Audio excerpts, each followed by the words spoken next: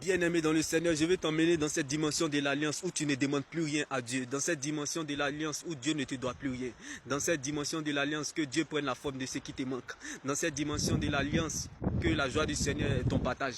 Dans cette dimension de l'alliance que la joie du Seigneur est ta force. Dans cette dimension de l'alliance où tu traverses la souffrance comme les 14 ans de souffrance de Jacob sans murmurer afin de devenir Israël. Dans cette dimension de l'alliance comme Job qui a tout perdu n'a jamais douté de Dieu. Dans cette dimension de l'alliance, comme malgré la vieillesse d'Abraham, il a dû attendre 25 ans afin d'avoir son Isaac. Dans cette dimension de l'alliance, comme David qui n'était pas cité parmi les grands, mais il s'est retrouvé parmi les grands à la table des rois. Il ne sait comment, à cause de l'atmosphère de l'alliance. C'est dans cette dimension de l'alliance que je vais t'emmener en ce jour, bien-aimé. Que Dieu prenne la forme de ce qui te manque. Car la meilleure prédication, c'est votre propre histoire avec Dieu.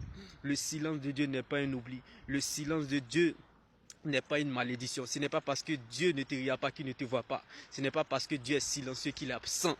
Bien-aimé, la foi ne regarde pas, la foi voit. La foi n'informe pas, la foi confirme. La foi ne se vit pas, elle se vit.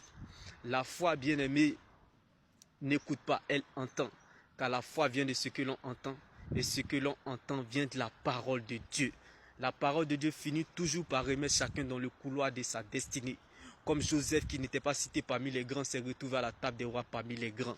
Bien-aimé, c'est dans cette dimension de l'alliance que je vais t'emmener. Ce n'est pas les diplômes qui ont mené Joseph au palais. Ce n'est pas la naturalisation qui a mené David à la royauté. Ce n'est pas les relations qui ont mené Moïse à la table des rois, mais plutôt la vie de Dieu qui était en eux. C'est ça qui les a menés à la royauté. Alors sache que la vie de Dieu qui est en toi, quelle que soit la vieillesse de ta situation, le capital vie de Dieu qui est en toi te rassurera coûte que coûte jusqu'au bout, tu y arriveras. Car lorsque Dieu t'attend à la tête, il compte sur lui-même pour t'accompagner. Sache que, bien-aimé, le silence de Dieu attire le silence de l'homme. Quand tu entends silence, Dieu entre en scène. C'est pour cela, parfois, fermer la bouche est bon. La sagesse nous emmène parfois à se taire. Car la langue qui parle trop ne manque pas de péché. La vie et la mort sont au pouvoir de la langue. Quiconque aime en mangera les fruits. Sache que c'est dans l'abondance du cœur que la bouche parle. Ce qui souille l'homme, ce n'est pas ce qui entre dans sa bouche, mais c'est ce qui sort de l'intérieur de lui, les mauvaises pensées. Bien-aimé, le silence de Dieu attire le silence de l'homme. Parfois, fermer la bouche est bon. Quand tu entres en silence, Dieu rentre dans ton combat. L'Éternel combattra pour nous. Gardons le silence. Ma prière pour toi, que le silence de Dieu dans ta vie parle plus fort que tes efforts d'avant. Car le silence de Dieu attire le silence de l'homme. Dieu m'est béni. Shalom. Car lorsqu'on entend silence, Dieu rentre en scène.